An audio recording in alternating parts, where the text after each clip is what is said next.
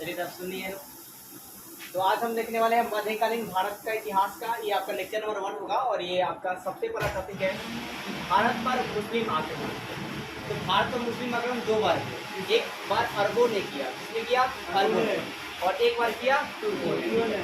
अब अरबों में किसके बारे में जानेंगे? मोहम्मद बिन कासिम के बारे में। किसके बारे में जी? मोहम्मद बिन कासिम। और मोहम्मद बिन कासिम आक्रमण कब करेंगे? 712 में। 712 में।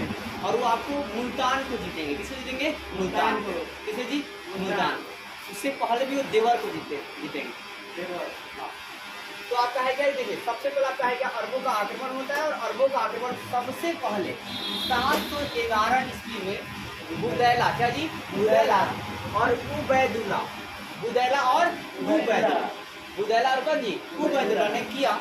लेकिन ये दोनों क्या हुए? असफल हो गए। मतलब आक्रमण किए लेकिन कुछ जीत हासिल वगैरह नहीं किए।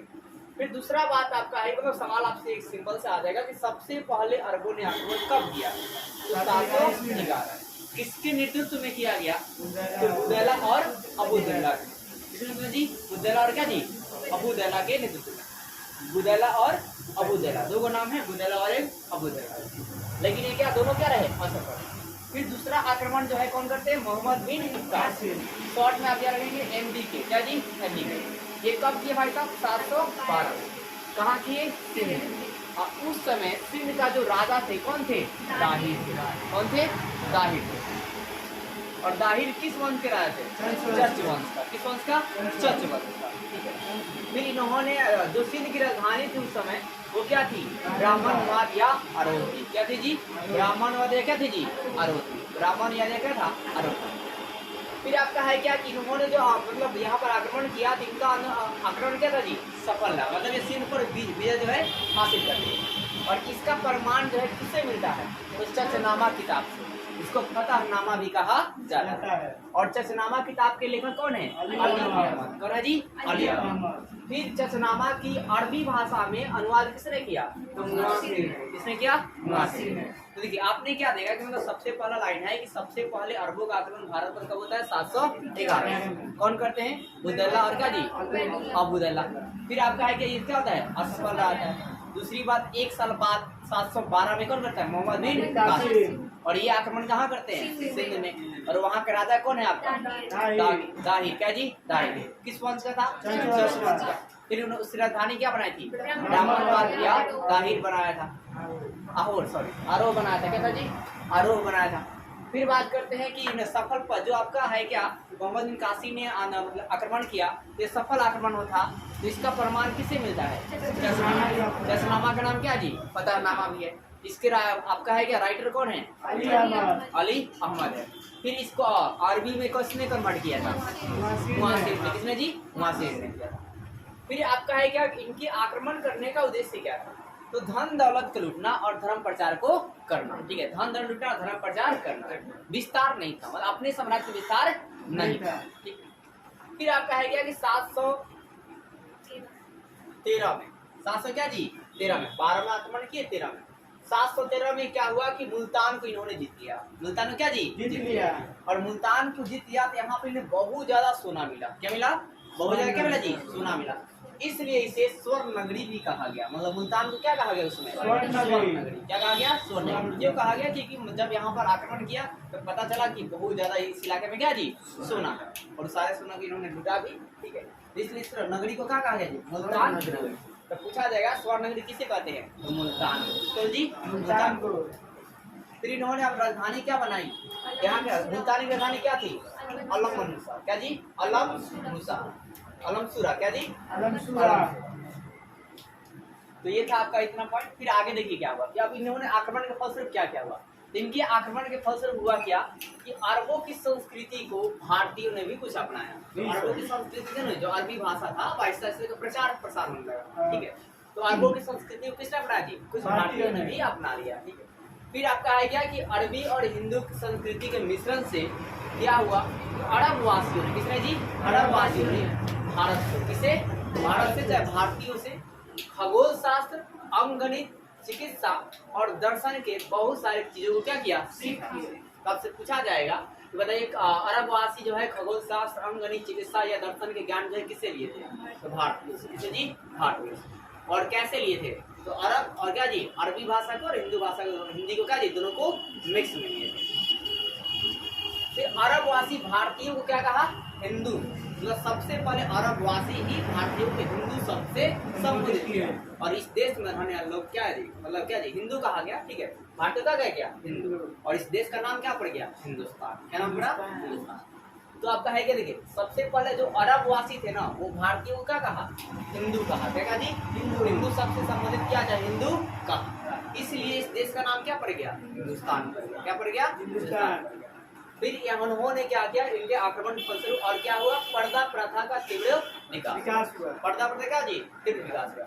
फिर से एक बार सुनिए, मैंने आपको क्या बताया? सबसे पहले बताया क्या कि जो आपका है क्या, अरबों का आक्रमण, और अरबों का आक्रमण सबसे पहले कब होता है? 711 में। कौन करते हैं? उबैदा का जी, उबैला और अबूदैला। फिर आक्रमण क्या होता है? असफल। फिर एक साल बाद जो है किस कौन करते हैं? मोहम्मद। कितना में? 712। कहाँ भाई? राजा कौन था वहाँ का? दाई था। किस वंश का था? जस वंश का। फिर इसने अपनी राजधानी क्या बनाई थी? फिर आपका है क्या कि मतलब इन्होंने आक्रमण किया तो सफल आक्रमण रहा। इसका प्रमाण किससे मिलता है? चचनामा या फतहनामा से। ये चचनामा के लेखक कौन थे? अली अहमद। इसको अरबी भाषा में कन्वर्ट किसने किया था? मुअस्सर ने किया था। फिर बात करते हैं, इन्होंने आक्रमण करने का उद्देश्य क्या था? और क्या? धर्म प्रचार। अपने साम्राज्य का विस्तार नहीं था। ठीक है, लेकिन फिर आपका है क्या 713 में इन्होंने किसको जीता? मुल्तान। मुल्तान को आपका है क्या, मुल्तान से उन्होंने क्या मिला? बहुत ज्यादा सोना मिला, इसलिए मुल्तान को क्या कहा गया? स्वर्ण नगरी। मुल्तान की उस समय राजधानी क्या थी? क्या था जी? अलमनसूरा थी। फिर बात करते हैं साहब कि मोहम्मद बिन आक्रमण के बाद क्या हुआ कि मतलब ध्यान दीजिए, अरबी संस्कृति को किसने अपनाया? कुछ भारतीयों ने भी अपनाया। फिर अरबी और हिंदी को मिलाकर मिश्रण भाषाओं से फिर अरबवासियों ने भारतीयों से क्या क्या सीखा?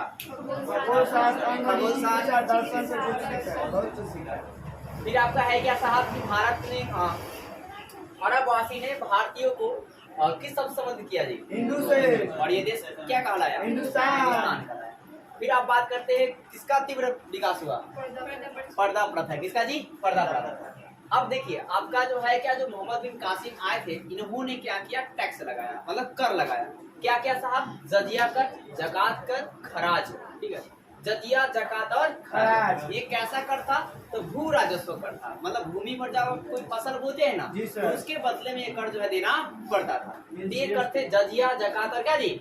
खराज। कौन थे? जजिया, जकात और खराज टैक्स लगाया था। इसकी जानकारी हमें मिलती थी। ठीक है, अब बात करते हैं जजिया कर को सबसे पहले किसने लगाया? तो मोहम्मद बिन कासिम। किसने लगाया? मोहम्मद बिन कासिम। अब ये जजिया कर क्या होता है? वैसा टैक्स जो क्या होता है, गैर मुसलमानों पर लगाया जाता है। मतलब मुसलमानों को सुरक्षा दिया जाएगा और बाकी सारे हिंदुओं पर क्या जी ये टैक्स जो है लगाया जाएगा। ये टैक्स उनसे वसूला जाएगा। और इस टैक्स को मोहम्मद बिन कासिम ने 5 भागों में बांटा था। मतलब मुझे किससे किससे लेना है? तो बच्चा से लेना है, बुढ़ा से लेना है, ब्राह्मण से लेना है, विकलांग से भी लेना और औरत से भी लेना है। तो क्या हुआ? बच्चा से भी लिया, बुढ़ा से भी लिया, ब्राह्मण से भी लिया, विकलांग से भी लिया, क्या जी? औरत से। बच्चा से कर लिया। उसका भी मतलब वो भी गलत सा मतलब कहीं जाए तो अपने मतलब कंट्रोल बनाने के लिए, उस पर नियंत्रण रखने के लिए। फिर फिरोज शाह तुगलक आए। क्या जी? फिरोज शाह तुगलक आए और इन्होंने आपका है क्या जजिया कर को ब्राह्मणों पर से क्या कर दिया? हटा दिया। पूछा जाएगा कि ब्राह्मणों पर से, ठीक है, जजिया कर किसने हटा दिया? तो किसने जी? फिरोज शाह तुगलक। किसने जी? फिरोज शाह तुगलक ने हटा दिया। फिर आपका है क्या अकबर आता है और 1564 में इस जजिया कर क्या करते जी? समाप्त कर देते हैं। जजिया कर क्या जी? समाप्त कर दिया। अब जजिया कर को इन्होंने किस लिए समाप्त कर दिया? क्योंकि इनके दरबार में 9 रत्न थे। ठीक है, और वो अलग अलग संप्रदाय के अलग अलग कास्ट के थे। ठीक है, कोई ब्राह्मण था, कोई क्षत्रिय था। ठीक है, मतलब अलग अलग लोग थे। इस वजह से उन्होंने क्या किया कि मतलब इसको क्या कर दिया जी? हटा दिया, ताकि सारे मतलब उनको एकदम अच्छे से चाहे। और अकबर आपका महान सम्राट भी था और निरक्षर सम्राट था। ठीक है ना, बिना पढ़े लिखे, लेकिन फिर भी मतलब बुद्धि बहुत ज्यादा था। अकबर के साथ कौन है? बीरबल। पूरा युद्ध देखिए, वो सिर्फ आप ऐसे देखते हैं ना कॉमेडी टाइप में, बीरबल सिर्फ कॉमेडी टाइप ही नहीं बल्कि युद्ध की हर एक नीति को ही वही बनाता था, लड़ने के लिए भी वही आदेश देता था, हर काम वही करता। हाँ बीरबल। तो देखिए आपका है क्या कि अकबर भाई साहब 1564 में क्या कर दिया जी, जजिया कर को समाप्त कर दिया। फिर पूछा जाएगा जजिया कर को किसने समाप्त कर दिया, तो अकबर ने। कब? 1564 में। लेकिन फिर औरंगजेब आता है और इसे 1600 क्या जी 79 में पुनः क्या करता है जी, जजिया कर को लगा लेता है। वही सन्यासी वगैरह पर भी लगा लेता है, सब पर। ठीक है, तीर्थ यात्रा जो स्थल होता है ना, वहां भी जाने पर लगाता है, वहां भी जाएगा तो टैक्स देना पड़ेगा। फिर आपका है क्या कि ध्यान दीजिए कि अंग्रेजों ने ये ऐसा जजिया कर लगाया कि मतलब किसी को नहीं छोड़ा। जो आपका है क्या साहब, जो अंग्रेज थे उनसे भी इसने क्या किया, जजिया कर को वसूला। तो आपसे पूछा जाएगा एकमात्र कौन सा शासक था जो इसने जजिया कर को अंग्रेजों से भी वसूल लिया था, तो औरंगजेब था। क्या था जी? औरंगजेब था। फिर बात करते हैं साहब, ये आपका है क्या, इसका अंतिम रूप से समाप्त किसने किया, पूरा खत्म दैंड किसने कर दिया, तो मोहम्मद शाह ने। किसने जी? तो जजिया कर को पूर्ण रूप से समाप्त या अंतिम रूप से समाप्त किसने किया, तो मोहम्मद शाह ने। किसने जी? मोहम्मद शाह ने किया। ये सारे आपके